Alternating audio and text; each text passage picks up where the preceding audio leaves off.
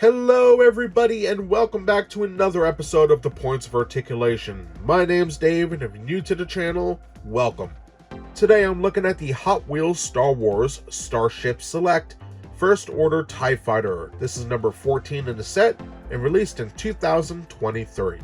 This ship was first seen in Star Wars The Force Awakens, released in 2015. Now some of you out there might be going, but Dave, isn't this the Special Forces TIE Fighter? And the answer is simply no. Believe it or not, the First Order used a bunch of different TIE Fighters during this time. This particular vessel here was an upgraded version of the original trilogy TIE Fighter we know and love. It featured a more, I would say, modern look with slanted plating, which is to, avoid detection from sensor devices, sort of like our stealth vehicles in today's world. It also featured a larger communications antenna, which you can see popping out right there. The Special Forces TIE Fighter, on the other hand, featured more armor, a shield generator, and 2 seats in its cockpit sphere, one for the pilot and one for an aft gunner, which you can see in The Force Awakens when Finn and Poe steal one. Pretty decent designs. I like what they were going for in the sequel trilogy with the First Order vessels. Pretty nice. So enough of me yapping, let's get right to the review. For those who are new to my channel, what I like to do is go over the mold, put it on a stand, look at the paint and discuss other dimensions, compare it to other pieces, and then we'll be done. So let's get started. Alright, looking at the mold for the First Order TIE Fighter, just like in all my videos, I will go over all the major sections, and then we'll get a nice close-up look to see those fine details. So we'll begin with the center of the ship. We have our laser cannons right here. This piece right there is the transparisteel viewport, and each one of these panes is recessed in, which is pretty awesome. Nice detail there. On the top, we have our entry hatch, which is great. Right here, we have our communications antenna. On the aft, we have a rivet. This is where our rear window would be. Then we have our ion engines on the top and the bottom right here, not painted. And on the ventral section, or the bottom, we have our peg port for the stand. All in all, pretty great center section. On the sides, we have our pylons. Then we have our solar array wings, which look amazing, nicely detailed. We have our brace in the center. And all in all, a very cool looking ship. So now, let's get a closer look. Alright, having a closer look, we'll begin looking at the center sphere, then the pylons, and then we'll move on to the wings. Now, to get the camera in there and really show off the detail, I had to bring up the brightness, so I do apologize if something's a little more contrasty, but let's see what we could do. So I do have to say, when it comes to the mold, the front right here, the transparisteel viewport, this section is amazing, and it really got me excited, because if you look at it from a distance, it looks sort of like battered metal, or maybe even a little rusty, if you will. But every single strut has a raised section attached to it. Just look at that. And then the window itself is recessed even lower in, with the supports protruding. That is amazing, and that's why I love getting miniatures. Sometimes you get one like this, where the detailing is just amazingly good. That is crazy. Very cool. And around there you can see more armor bits. Very rounded, but not bad at all. On the bottom, we have our laser cannons and laser sights. Molded pretty well. Looking good. Now on the bottom here, you can start to see where the detailing is beginning to be rounded off due to that paint.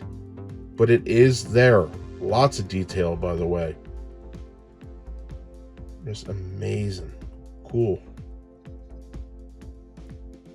Very nice. I'm going to turn it around real quick. And you can see the detailing continues up to the aft. Now, the ion engines on one of these TIE fighters are located one at the top and one at the bottom. Original TIE fighters were on the sides, but as you can see, there's more, I would say, reinforcement and armor on the sides and less on the top and bottom. So it was I guess a strategic choice to do that, and it works out. But you can see the details in the aft are kind of rounded due to the paint drying, the enamel, but everything's there that should be. Where the rivet is in the center, that should be a rear window. All in all, pretty nice. Some nice detailing right there. Looking good. On the top, we have our entry hatch, which has that seam line going through it, but it's detailed nonetheless. Nice paint on there as well. Looking good. Let me turn it. You can see nice details coming around the sides. Fantastic stuff. Then we have our communication antenna, which is just a cylinder with a dome on it. You know, it's not a lot of detailing going on there, but pretty nice. For the pylon, you can see that there is armor attaching the cylinder section to the main body. It is slanted like a stealth vessel. You know, it has those cool angles on it. Very nice. And then we have the cylinder on the side, looking dope, and lots of molding. And I'm going to rotate it, try and get a little slow to show off all the details. And you can see it's very similar to a original TIE fighter, but everything that was exposed is now covered up. It's got some armor and extra added bits to it, more supports. Looking cool. Now we're coming to the aft of the pylon and the bottom, which looks great. You can see, like, right here, look at all that detailing that's sort of lost with the paint. Like, there's a lot of detail here that sort of gets lost with the paint. And you know, it's just the nature of the beast when it comes to the type of paint they use. It happens all the time. But fantastic job with the detailing. Very simplistic, but it gets the job done. So moving on, we have our wings, which I'm going to try and get in here. You can see that this piece that sort of moves like a, I'm just going to use a pen from now on. This piece here, that was my dog running. You can see it's like an X on the top and bottom, and then sort of wraps around this centerpiece. That is all armor, and it looks fantastic. Nicely done. And look at all that detailing. Just fantastic. Let me get in the aft, get up in there. You see all little doodads and molded sections. Fantastic stuff. Now moving up, we have these sections of the wing, which looks pretty cool. Nicely detailed. Here's the one on the aft. You can see some nice detailing. Looks to be support rods and beams, which is cool. Get this side. Looking sharp. Copyright crap on the bottom. And I'm doing my best to keep it focused, but also well lit at the same time. So I do apologize if it's a little blurry at times, but beautifully detailed. Very cool. Now in this section is where we also have the power converters. So the energy that's taken in by the arrays is transformed in this section. So that's pretty cool. And the panels are the same as the outside, so we're going to focus on them once we move to the exterior. But all in all, a fantastically detailed ship so far. So before we get to the exterior of the wing, I wanted to show off the sides here because there is detailing.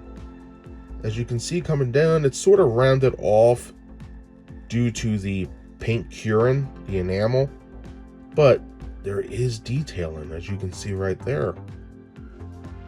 And that looks amazing. They could have left it flat, but no. There's detail in there. You just got to know where to look.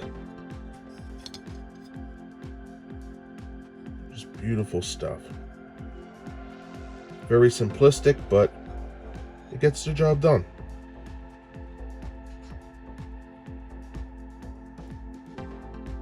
So now let's take a look at the exterior of the wing, because this is really interesting. Now, right here, we have some beautiful array paneling designs, but if you look closely, it's a little pitted from time to time, which is interesting, and it looks out of focus, but in reality, it's in focus. It has like this optical illusion as I'm filming it, and it's driving me nuts, because these are in focus. This is in focus, but it makes it look, I don't know, maybe the way the light is reflecting makes it look like it's sort of blurry, or we're seeing double. I don't know. How's it coming out for you guys? But all the panels are the same.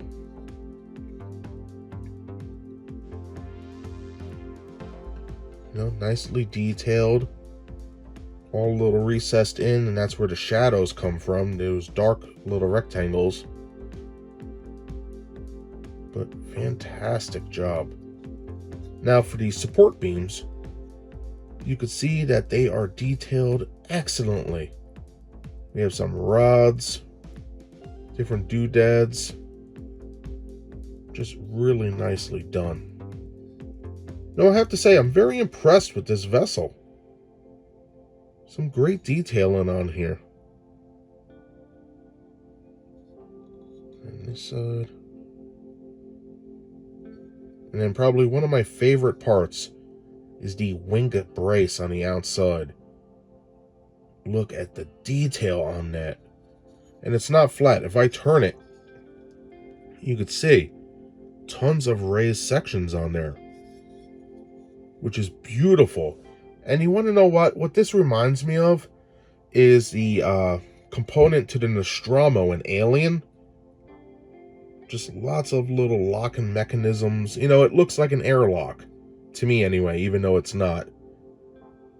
But beautiful stuff. Excellent. All in all, a beautiful looking vessel. And that's everything I have to say about the mold. So now, let's put this bad boy on a stand. Well, it's time to look at the stand. So this bad boy has a nice silver First Order insignia, and then we have First Order TIE written on there. Guess they couldn't fit fighter. So I love how the silver is, and the base is a nice glossy black, really sharp. In the front, we have Star Wars and Hot Wheels molded in there, and underneath, let's say it together, copyright crap, all in there. So next we have our pylon, which connects to the base like so. Hear that click. And now you're ready to get your ship. Gonna put the ball into the port on the bottom of the vessel.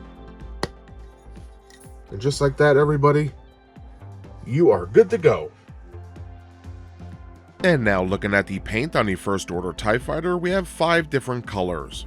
Off-white, silver, glossy black, red, and the main color is a black with a red tint to it.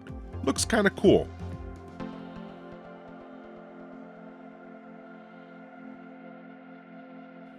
For the ship's size, we have 2.89 inches or 73.46 millimeters long and 3.41 inches or 86.61 millimeters tall.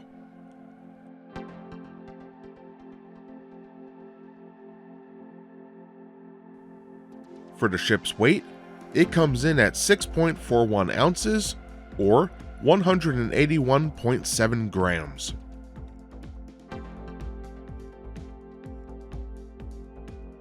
And now for a quick size comparison with the Starships Select First Order TIE Fighter seen in the center, I have it next to some other Starship Select vehicles. First, on the right hand side, we have the original Trilogy TIE Fighter, looking pretty cool. And finally, on the left, we have another sequel trilogy vessel, Poe Dameron's X-Wing Starfighter, looking sharp. And as always, if you would like to see reviews of any of the ships I showed today, check the links in the description below. And that does it today for my review of the Hot Wheels Star Wars Starships Select First Order TIE Fighter. It's number 14 in the set and released in 2023.